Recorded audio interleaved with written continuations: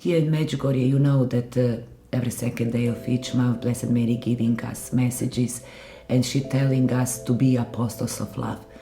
Mary Smil is apostles of love.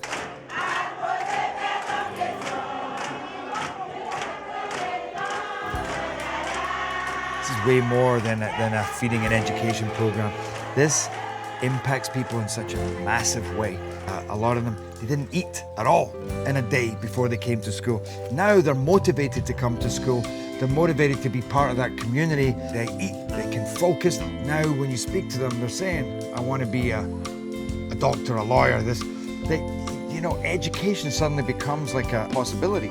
I had a great chance to be a gangster too, but fortunately, I found Mary's Mills and I found education. And Mary's Mills feeds me for almost 12 years. So I am now started to have a new dream and realize that I can become something good than becoming something bad. And when you go into these communities, from the fathers to the mothers, the children, they can't wait to get up and say, this has really changed our lives, Has impacted our life, he has changed the children's attitude, he has created higher achievement rate, and he has transformed their life. It's quite hard to fathom, just how quickly this has grown and to what extent. Its source is Medjugorje, and wanting to respond to Our Lady's call to holiness there. In the early 80s, as a teenager, I went with my brothers and sisters to Medjugorje, and it really changed our lives in lots of different ways. It just, I think, confirmed all those kind of hopes and dreams that, yes, it was absolutely true, that in our day, at this time, Our Lady was appearing to us. It was the grace of knowing that our Blessed Mother was with us, and the grace of knowing that our whole life in some very subtle way was going to change. We knew from that very first visit that there was going to be a fundamental change in our life, and all that we had to do was to trust our Blessed Mother and to do God's will on a day-to-day basis, and it would unfold for us what exactly she had planned. And one of those ways that my mother and father felt that God was asking them to turn our home into a retreat centre, into a family house of prayer. And that was a wonderful thing, a huge gift for us. All these amazing people started to come into our home. And then, the years went by and the war began in Bosnia, and that was a horrible thing for all of us, something we never could have imagined. I think there was a particular sorrow in our hearts because it was a place that that meant so much to us. It was where Medjugorje was. I think we began to realise the enormity, perhaps, of Our Lady's plan here. We began talking about the idea of trying to do something small to help. And that led to all of us launching just a very little appeal, asking people for basic things, for food, for clothing. And all this stuff started to come in here. And I asked my dad if we could borrow his shed to store these gifts that were coming in.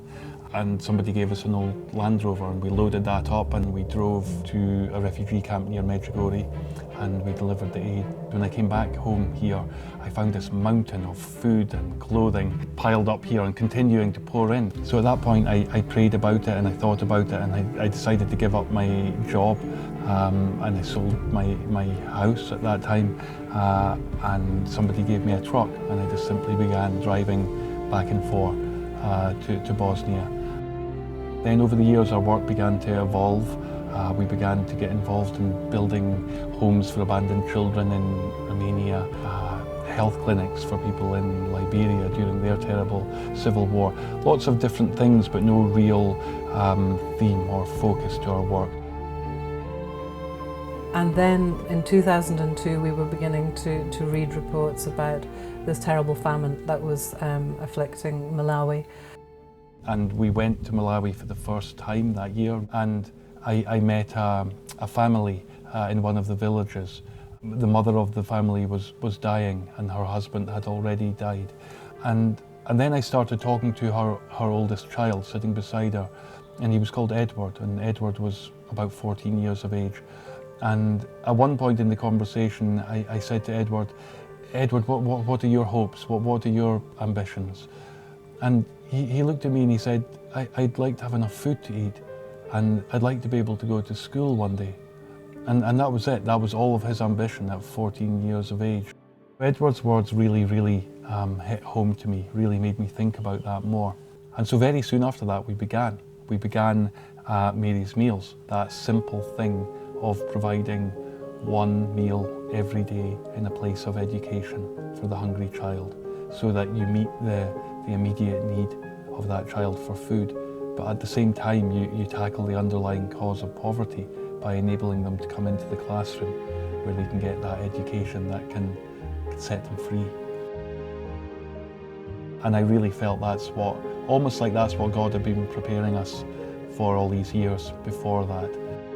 I'm so happy that Mary's Meal exists, because knowing Blessed Mary, staying with her so many years, I learned how mother she is, how much she's suffering because of us. And I am sure that she's smiling when she looking Mary's Meal, because they helping for those who are really need.